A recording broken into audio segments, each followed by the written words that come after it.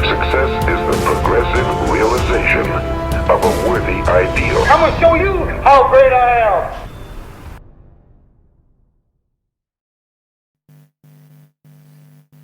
Hey everyone, how you guys doing? Welcome back to the channel. Welcome back to the podcast. Remember that the theme of the podcast is that success is the progressive realization of a worthy ideal. That means you're going after what you've always wanted to go after because it's aligned with your highest values. And that's the only way for you to truly live a fulfilled, successful, and an inspired life. And I just want to let you know that I'm the author of the book, You Are a Business. Treat yourself like one, the 5 business essentials for personal transformation and building a better future. And I've been sharing a number of insights, principles, and tips from the book that can transform and change your life. Also, as a point of personal transformation for myself. And in the previous video where I talked about change your I ams, the premise of this book, You Are a Business, Treat Yourself Like One, is that it is good for you to be an employee. There's nothing wrong with being an employee. But there's something wrong with you having a limited vision and version of yourself.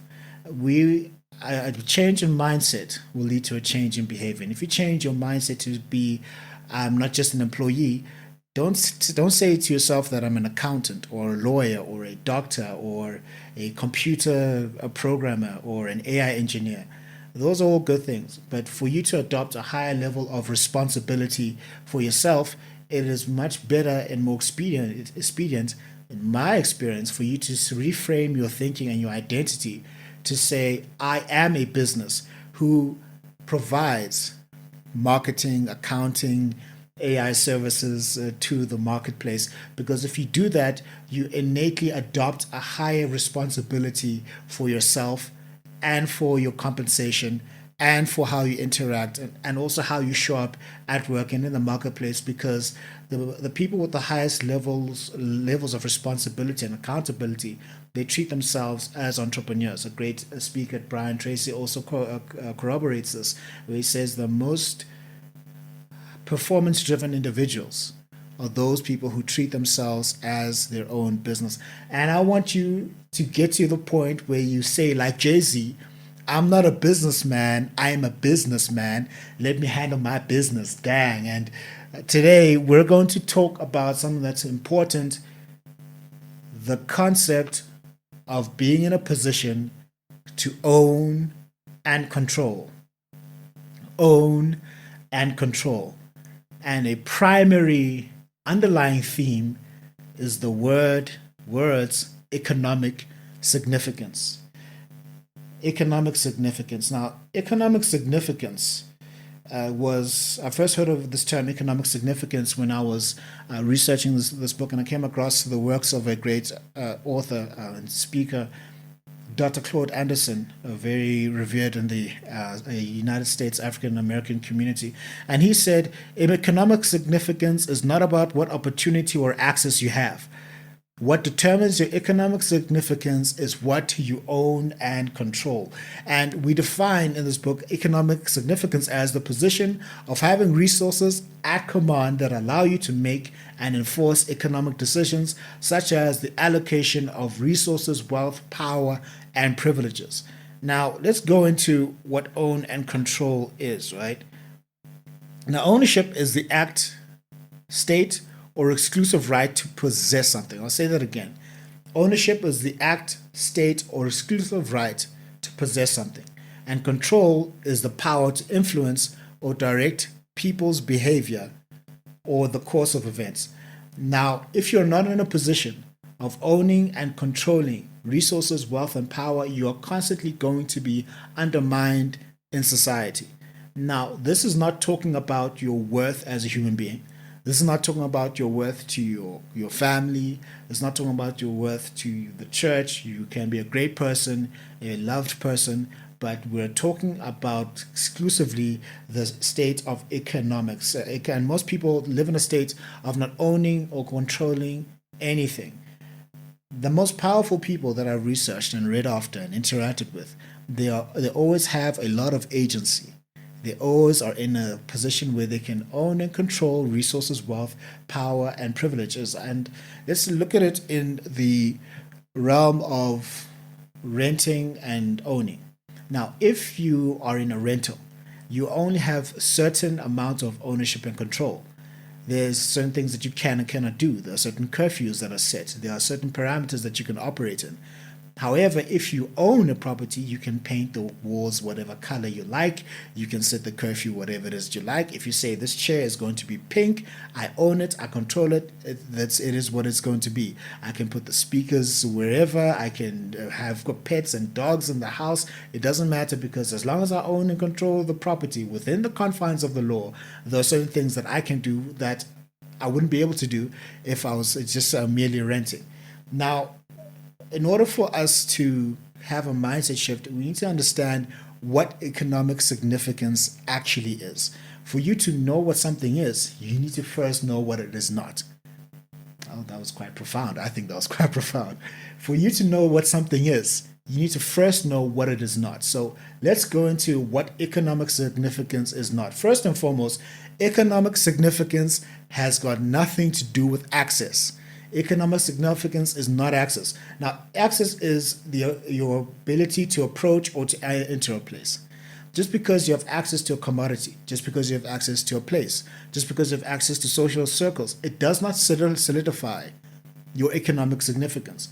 For example, let's go back to the analogy of rentals. Now, if you have the key to you can have a key to a property that allows you to access it and enter the doors and enter the kitchen, but that does not indicate that you own and control the property, because what your powers are, they're limited by what you own and control. Just because you have access to a certain environment or access to a building doesn't mean you can dictate how that building runs. So access is not economic significance. Opportunities are not economic significance. Now, opportunities are a set of circumstances that makes it possible for you to be able to do something. Now, opportunity is very important, and it is a very good thing. You should make all the opportunities that you can get and make the most of all the opportunities that have been given to you. Denzel Washington said it best in the realm of acting: a good actor with an opportunity has a shot. Without the opportunity, it doesn't matter how good you really are. Now, you can have the opportunity to get a job. You can have the opportunity to be promoted. You can have an opportunity to tender for work. However, your economic significance is limited because you do not own or control a company's direction to dictate resources, wealth, and power. Opportunity is good, but let's use it to become economically significant.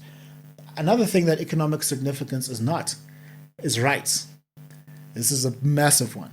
Just because you have certain rights doesn't mean that you are economically significant. Just because you've got constitutional rights, human rights, moral rights, it does not equate to economic significance. And this is the moral or legal entitlement to have or to do something. Now, these are rights, as I said, human rights, employee rights, constitutional rights, and these are rights that you possess.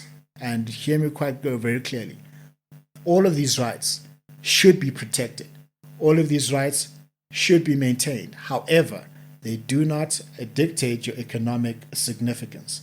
Now, for example, just because you have constitutional rights doesn't mean that you're going to be wealthy. You can walk into a store, but just because you have the constitutional rights doesn't mean that you can pay using constitutional rights. There is still going to be some economic currency that is needed. Now, unless you own the store, you by your own accord can tell people you can pay with constitutional rights. But if you don't, you walk into a store, you buy whatever it is that you want to buy, I promise you they're going to ask you, will that be cash or will it be card? Just because you have rights doesn't mean that you're economically significant. Another thing that economic significance is not, it is not perceived status. It is not perceived status. Now, this is the relative social or professional position or standing. Now, there are both high levels of perceived social status and low levels of perceived social status. Now, you can have the perceived social status of being a socialite, an influencer, a person of high standing in society, a leader, a pioneer, being part of the upper echelons of society. Just because you have the perceived social status does not automatically mean that you are economically significant. I'm sure you have come across, seen, or been around people who have a high perceived social status. However, they do not possess economic significance, and they are saddled with debt. I once heard of a high status financial investment banker who had like all these expensive cars and lived in a very affluent neighborhood. However, they were saddled with well over 1 million rand in just their overdraft. Now, and it wasn't that the overdraft was just there. The overdraft was close to maxed out. Now, just because you dress well, just because you've got all the vestiges of success and economic significance, it does not translate to actual economic significance. The other thing that economic significance is not, it is not education. Right now, education is the passport to the future because the future belongs to those who prepare for it today. There are three things that can change the world. As my father always told me: education, education, and education. Now, this is the process that we all go through of systematic study and instruction at a recognized institution, like a school or a university. Now, education is very important, whether it's formal education, like institutions of higher learning, or informal education, which is probably more valuable, the school of hard knocks, the school of experiences, the school of actually doing the theory instead of just theorizing, the school of where you have to figure things out yourself. That's your self-education. That's your unformed and unstructured education. Education is very important, and it should be fostered, and it should be used. However, it does not automatically translate to you being a person of economic significance.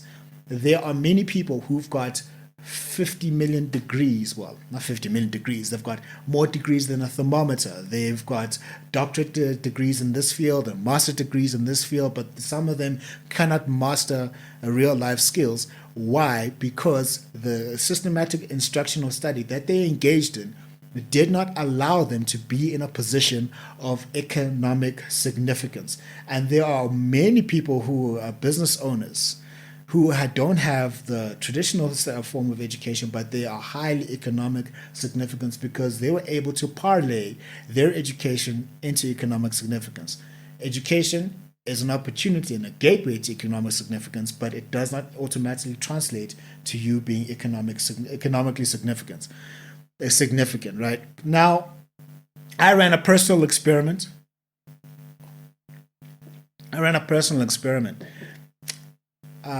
I went to the Maslow Hotel in Sandton City, not Sandton City, around Sandton, and I went to the reception. I was dressed in a beautiful suit and tie and had a lapel pin. I had the Florsheim shoes. I had a nice fade in. And then I had the Hugo Boss cologne. Like, I was dressed to the nines because I wanted to try out this experiment. I went to a reception and to the concierge, and I said, I would like the presidential suite, the best suite that you have, and I want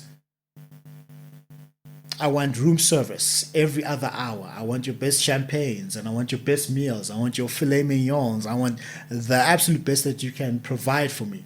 And I said, and I want it for 2 nights. And then she gave me the price, and the question that I was asked was not what my rights are. She didn't ask me what my education was. Again, she didn't ask me what opportunities I have, what access I have. She didn't ask me any of those questions. She simply asked, how will you be paying for that? Will it be cash or will it be card? That's it. What she was actually asking, do you display the economic significance for you to be able to use this presidential suite? And then I said, well, I think I'm going to pay for this using my constitutional rights. I'm highly educated. I look good. And I'm a university graduate. And I'm a project management professional. Oh, and I have a nice smile. No. Now, because I didn't display economic significance, I didn't own or control anything. The economics, it didn't. That experiment didn't end well. I didn't get the presidential suite. I'm sad to say. I just went and I had a coffee, and I went home after that. Now, back to what we were talking about. I had access to the hotel. I had the right to access to go to the hotel. I was given the opportunity to even know about the Maslow Hotel and know about what this hotel was. And it was my right to ask for a room at a safe price. And the fact that I had a perceived social status helped my case. Now, with all of my education and my certifications, it would have helped my case. However, I was turned away. Why? Because I did not demonstrate the economic significance needed. Your economic significance, brothers and sisters, on the path of greatness, your economic significance is dictated by what you own and control. Let's go to the second part of our discourse here today, and that is understanding what economic significance actually is. Now, what dictates your economic significance? The first thing I've got here is that you need a strong economic base. You need a strong economic base. And this is the foundation of wealth that fortifies and elevates. And there's a reason why there are certain companies, people, places, things, countries that are subject, whether we like it or not. I personally don't like it, but it is the way it is. These entities are subject to different rules and different forms of treatment. There is an idealistic view that everybody is equal. However, when it comes to the realm of economics and economic significance, that is not necessarily true. Now, there are certain entities that can buy all the resources that they need to have an actual elevated status. Think about it this way, and be honest.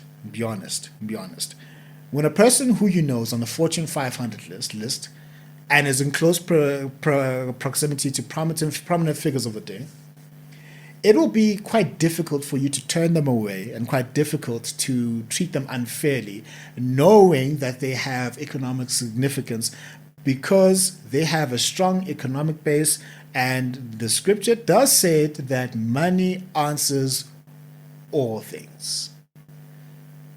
The other thing that determines economic significance is your positioning. Your positioning, right? How you position yourself can help you with economic significance. Now, this is a strategy that aims to make a brand occupy a distinct position in the marketplace in order to capture a certain customer or customer base. Now, for you to have a successful positioning, and that's what we're trying to get you to do, as a person, as a business, as your personal brand, for you to get yourself to a point where you position yourself where you've got zero competition, right? You need to be able to create that image. You need to provide a service. You need to deliver more than anybody else ever can, and then you need to be deeply entrenched in a certain position in the market, so that it's difficult for you to be displaced in your workplace or in your business or where you find yourself with your business and personal brand. And if someone else was to compete with you, it's a bit difficult. One of my favorite companies, apparel brands, is Nike. Now, they're well positioned in the market due to their marketing genius and strategic innovation. And more importantly, they do have a very strong economic base. They've got a lot of competition with Adidas and Puma, but when it comes to the sportswear brand, they are still number one in their field.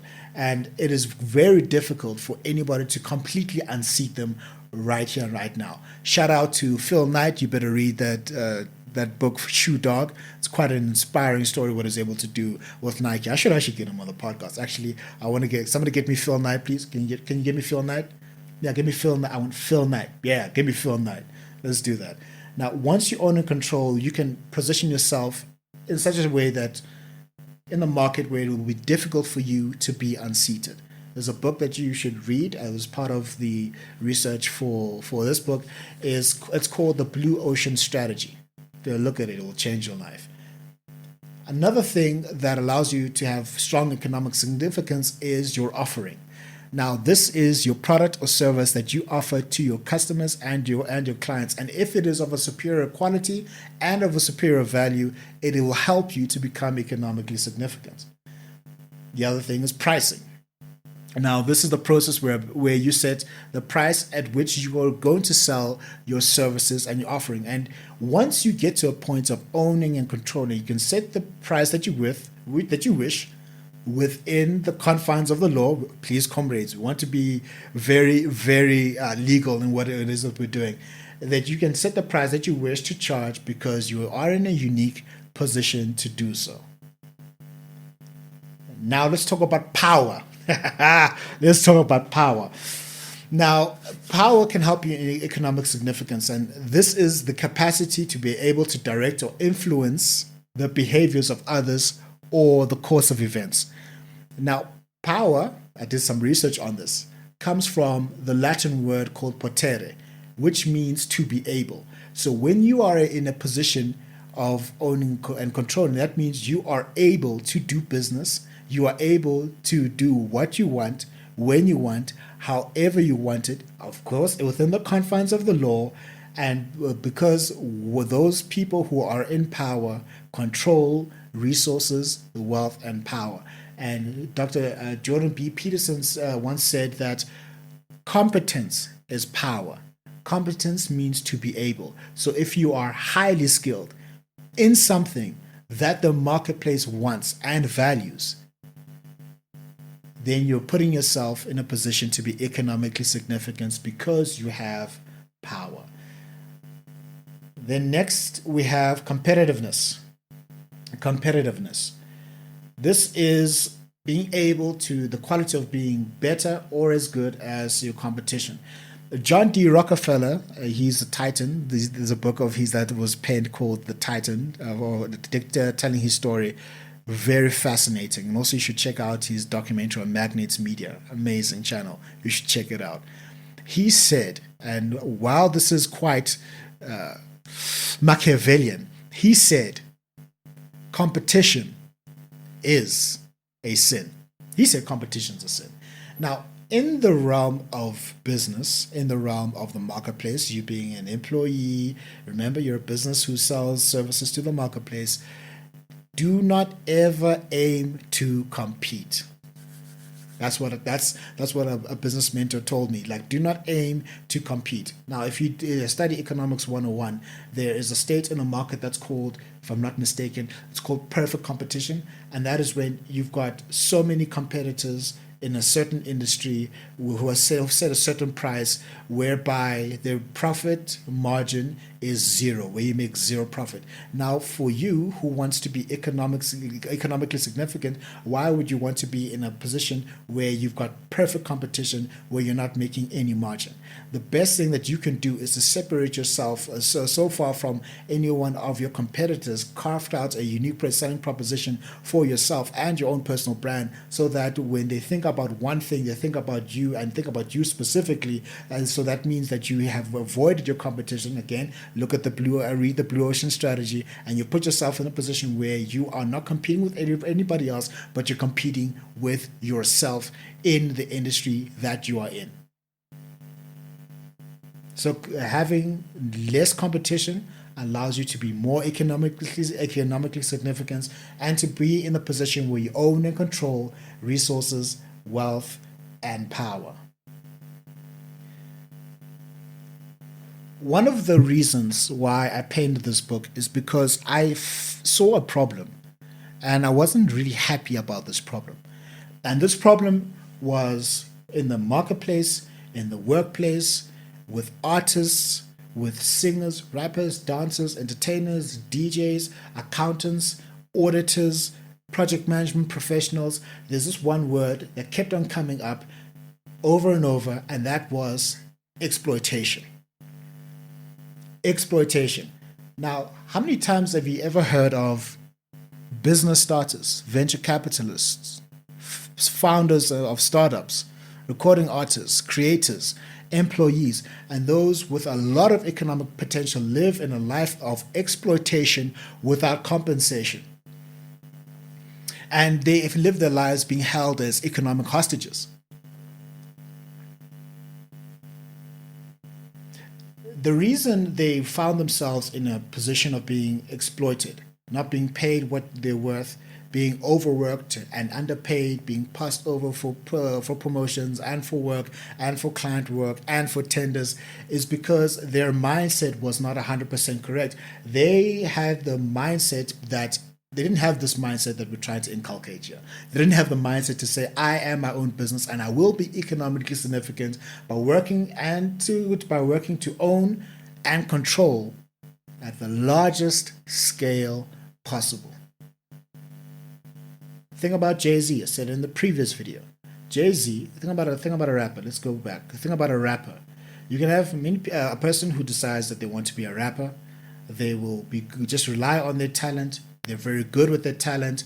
However, they end up being exploited by record companies and record executives because they did not have the mindset that I am a business. Then you have Jay-Z, arguably the greatest rapper alive, whose name is not Eminem. No, I'm kidding. He's one of the greatest rappers alive. He will rap, but not only will he do that, he will open up a business. He will sign other artists, have his own record label. He will invest outside in other businesses and become a billionaire and get to the point where he says, "I'm not a businessman. I'm a businessman. Let me handle my business, Dan." Now, you should have that mindset, and once you have that mindset of saying that I am a business that provides services to the marketplace, you will start putting yourself in a position where you can own and control resources, wealth, power, and privileges, and you will not be in a position where you're exploited by anybody or anything. And that mindset shift will make for a much better world. What you own and control is represented by wealth, and you can only achieve wealth through cultivating the wealth mindset. Once you, brothers and sisters, once you get to the point of treating yourself as your own business, you'll start to understand that you need to be as economically significant as possible so that you can own and control as many resources, wealth, power, opportunities, and privileges, because it's your right to do so. Sean Stevenson said, "Until you take ownership of your life, you will always be chasing happiness." I hope that provided some help and insight, and that you got some value out of the session here today, this podcast here today. Remember that success is the progressive realization of a worthy ideal. That means you're going after what you've always wanted to go after because it's aligned with your highest values. And that is the only way that you can live a truly fulfilled, successful, and inspired life.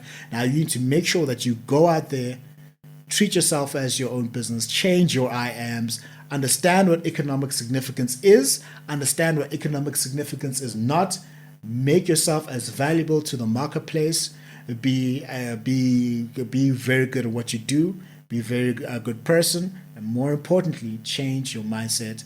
And then you can be like Jay-Z. You can say, "I'm not a businessman, I'm a businessman. Let me handle my business, Dan." And I will see you on the next one. It can be the day that turns your life around. All you need is a reason to turn you on. Today, my life changes. Now, who can do that? Anybody. When can you do it? Whatever day you pick.